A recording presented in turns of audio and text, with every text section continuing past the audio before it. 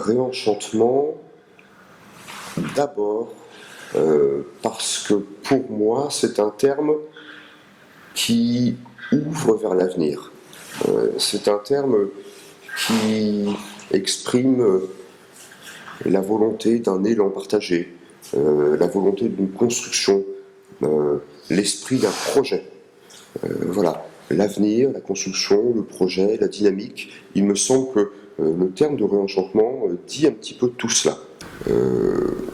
Refus d'une école qui se contenterait d'empiler auprès de ses élèves des tranches de savoir sans s'interroger d'abord sur l'utilité, sur le sens de ces savoirs.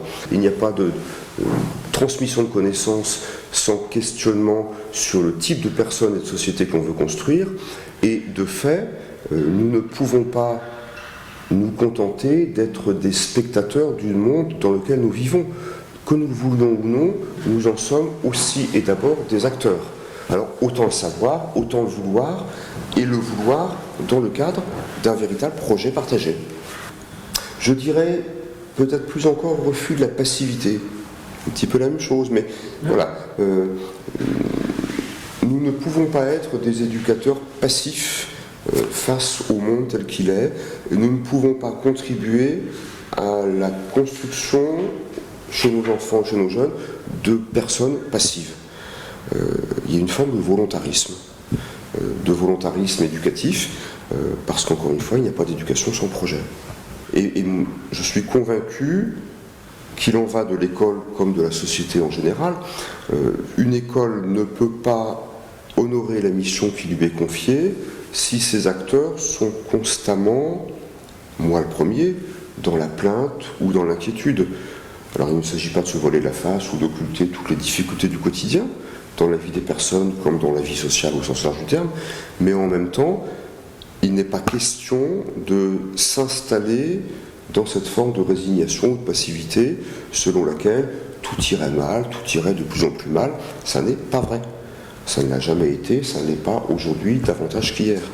Donc que l'école catholique soit porteuse d'un regard lucide mais résolu et confiant dans la vie, dans l'avenir, c'est la moindre des choses. Ça me paraît être la moindre des choses. Mais en même temps, on ne construit aucun avenir sur le seul constat du poids des jours. Le poids des jours, il est là pour chacun d'entre nous, mais ça n'est pas le poids des jours qui fonde un projet d'éducation. Je crois que les uns et les autres, quoi que nous fassions dans l'école catholique, à quelque endroit que nous y soyons engagés, nous sommes porteurs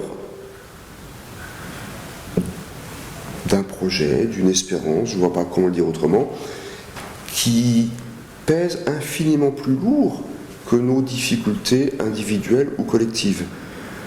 Mais ça, c'est une affaire de foi. Je n'utilise pas le terme au sens, enfin pas exclusivement le terme au sens religieux, mais de foi au sens de conviction, au sens de ce qu'on porte dans les tripes et dans le cœur. Voilà, sinon ça n'a pas de sens.